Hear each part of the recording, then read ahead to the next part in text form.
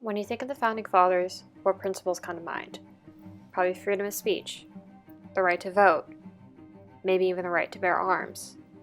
But one of the most important ideals that the framers introduced to the new country was the separation of church and state.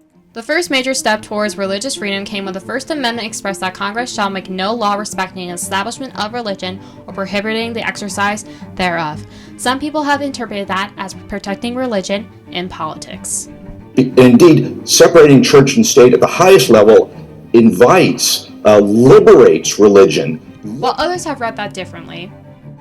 The founders of the Republic did not want religion, religious institutions, religious leaders to be directing the affairs of state.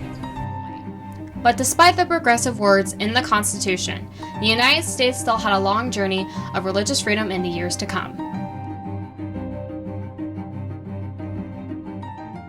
Indigenous populations arguably faced the most blatant attack on religious freedom in large parts because their beliefs didn't always meet the Western definition of religion.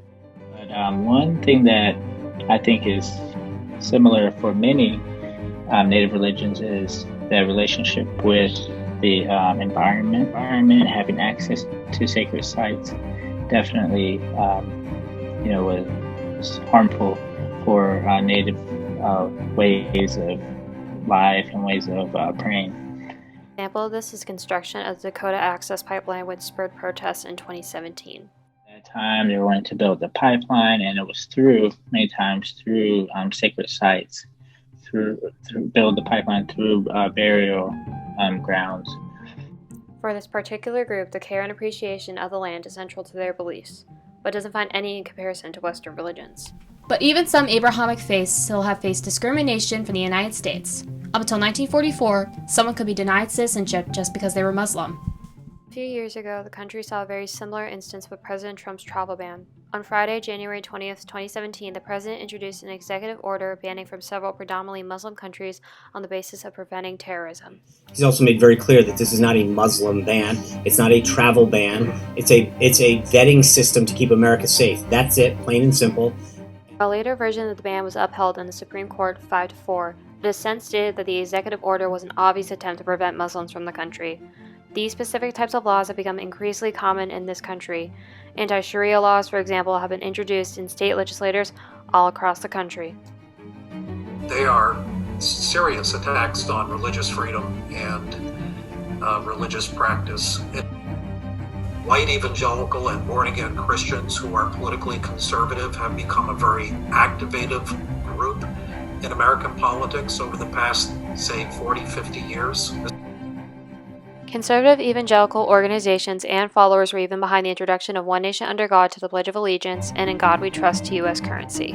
Governor Plenty focused correctly that our rights come from God and that makes us a unique country and that our sovereignty is God-given and not politician-defined. This is a good way to describe what their politics sought to achieve. Evangelical organizations are prominently at the front of the pro-life movement and the so-called marriage protection movement, using their own religious beliefs to impact the lives of those of different faiths. President Trump, among other politicians, have even voiced their support for this movement. This goes alongside an ideal in United States history that this should be a Christian nation.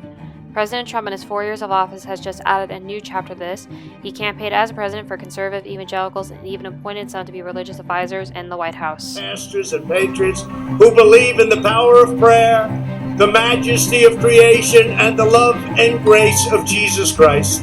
But by pushing these ideals, by allowing the government to view the nation as one under a Christian God, he set a dangerous precedent. He has allowed for discrimination against other religions and needless restrictions on American life throughout United States history. So what is needed for the future? In the new administration, I would really like to see religion completely separate from politics and just out of the rationale completely. And having an understanding of Native religion would be really important. The new president needs to affirm the reality that the United States is a religiously pluralistic society. In conclusion, when the government frames our nation as one under God, we limit our views of what our nation can be.